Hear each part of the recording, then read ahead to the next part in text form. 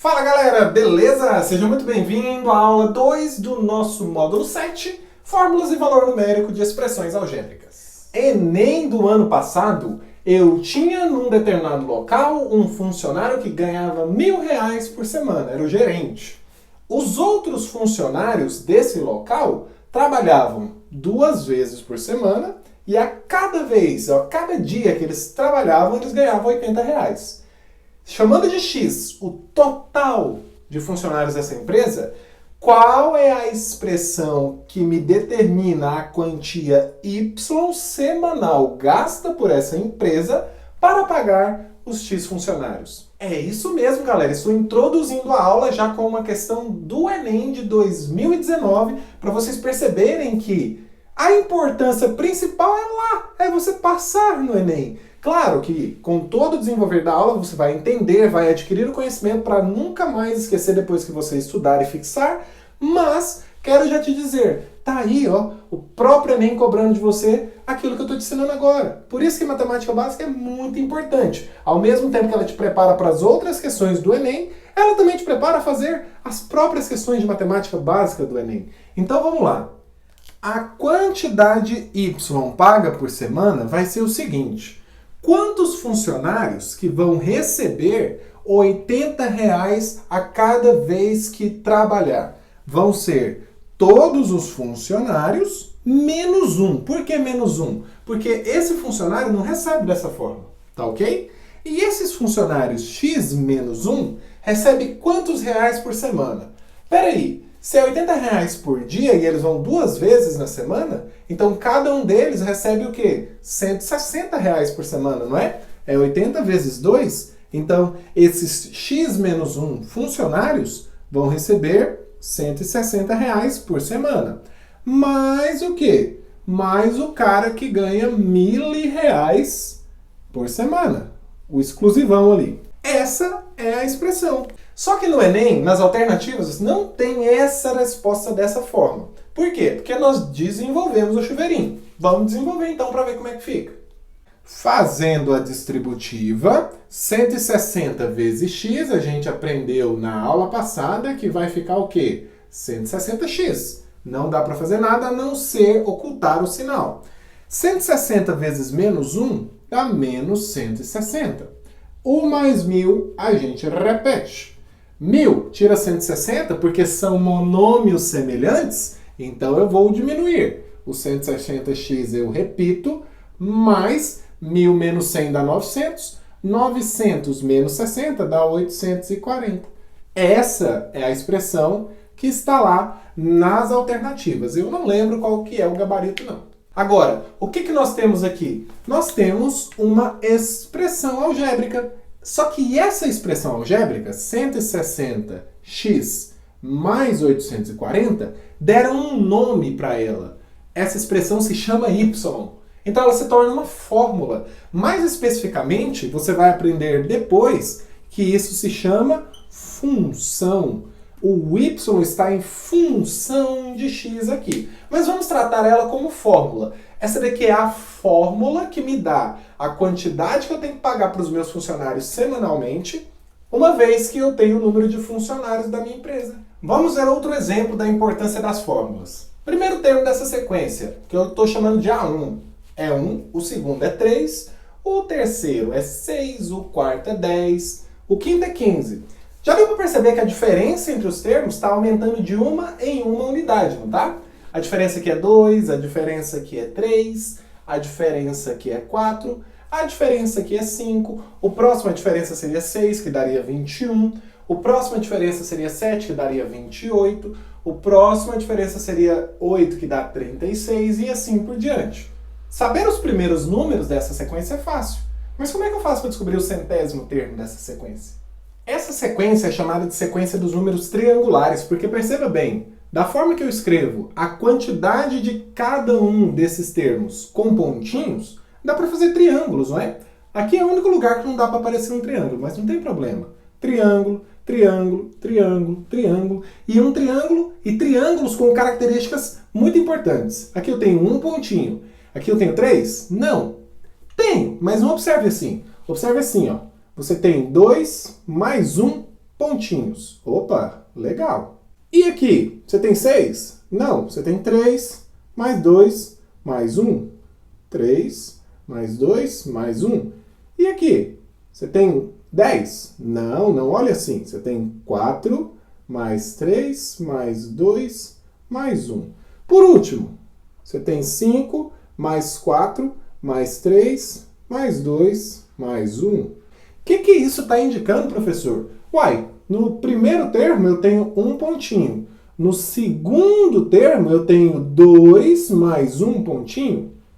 No terceiro termo eu tenho 3 mais 2 mais 1 pontinhos. No quarto termo eu tenho 4 mais 3 mais 2 mais 1. No quinto eu tenho 5 mais 4 mais 3 mais 2 mais 1. Ah, professor, entendi. Então aqui no AN, um termo qualquer, eu vou ter N mais N menos 1, ou seja, uma unidade a menos, mais N menos 2, duas unidades a menos do que esse, mais pirilim, pirilim, pirilim, mais 3, mais 2, até chegar no 1. Exatamente. É isso que você vai ter. Só que nós vamos transformar isso daqui numa fórmula um pouco mais fácil de ser feita e inclusive somada. No nosso módulo 1 eu coloquei uma questão relacionada com soma de números que vão de 1 até 100, não coloquei? Vou relembrar, vou reforçar aqui para vocês. Como é que a gente soma os números de 1 até 100 de maneira mais fácil? Nós pegamos o primeiro, somamos com o último, percebemos que a soma dá 101. Segundo, com o penúltimo, 101 também. Terceiro, com o antepenúltimo, dá 101 também. Ou seja, soma de termos equidistantes é igual. Essa soma 101, ela vai acontecer 50 vezes, porque perceba, com 6 números que eu peguei de exemplo aqui, eu estou somando 101 3 vezes. Por quê? Porque é a metade. Se eu estou somando 2 a 2 e eu tenho 6 números, eu vou fazer essa soma 3 vezes. Mas se eu estou somando 100 números, eu vou pegar os 2 a 2, vai dar 50 somas. Ixi, então essa soma aí vai dar 101 vezes 50. Ótimo. Vamos gravar isso daqui, não quero saber do resultado não. A importância é você interpretar a nossa fórmula. Se isso daqui fosse a questão dos números triangulares, nós estaríamos calculando quem? O termo a 100. Por que o termo a 100? Porque eu somaria de 100 bolinhas até chegar em uma bolinha. Ou seja, lá nos números triangulares, esse é o nosso termo a 100. O centésimo termo. Ou então pode ser aquela carne do açougue, né? A 100. Para determinarmos agora a nossa fórmula de calcularmos o enésimo termo triangular, o enésimo número triangular, gente, eu só preciso saber qual que é a soma do primeiro e do último. Por que eu preciso saber qual que é a soma do primeiro e do último apenas, professor? Porque todas as demais somas serão iguais. Então, eu vou começar com n mais 1. Essa soma, que é, por exemplo, aqui 101, e aqui é n mais 1, ela multiplica quem?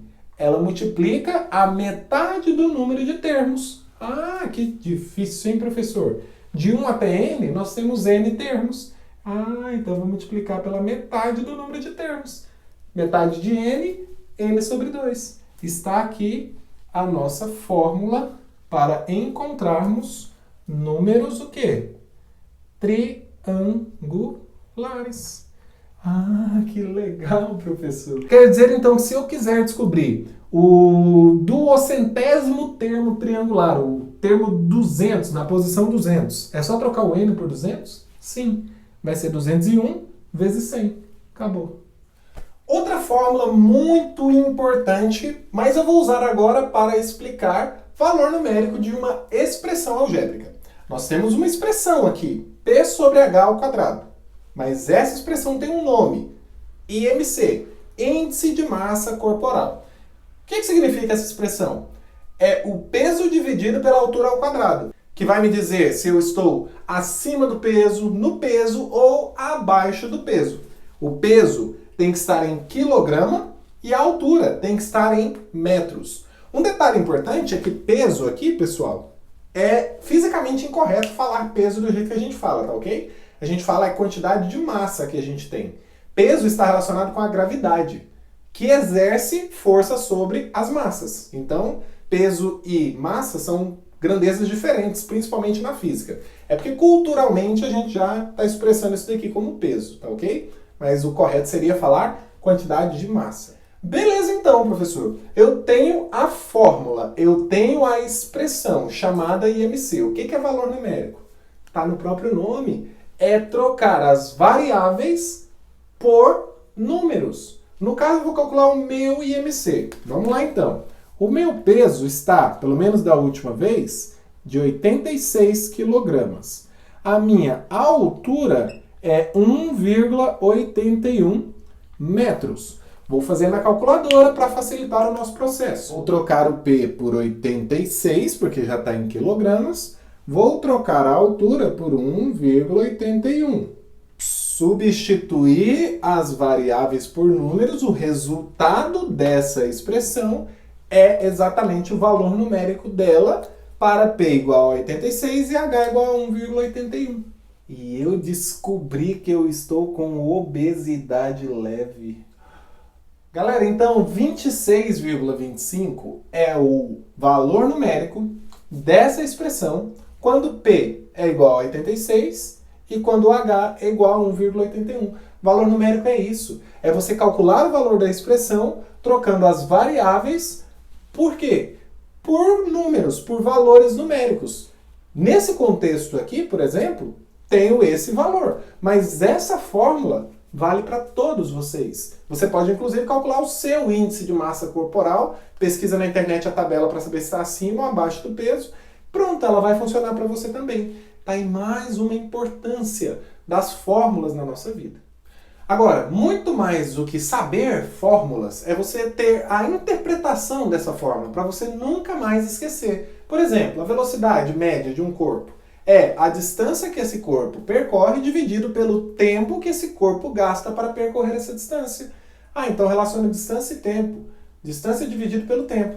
Ah, consegui interpretar. Temos aí uma outra expressão algébrica, ou melhor, uma fórmula muitíssimo importante, aplicada demais no Enem. Nós temos outras fórmulas, como por exemplo, número de sapato, né? O número de sapato não é necessariamente o tamanho do seu pé em centímetros. Tem uma fórmula para se calcular o número de cada sapato, dependendo do tamanho do pé em centímetros.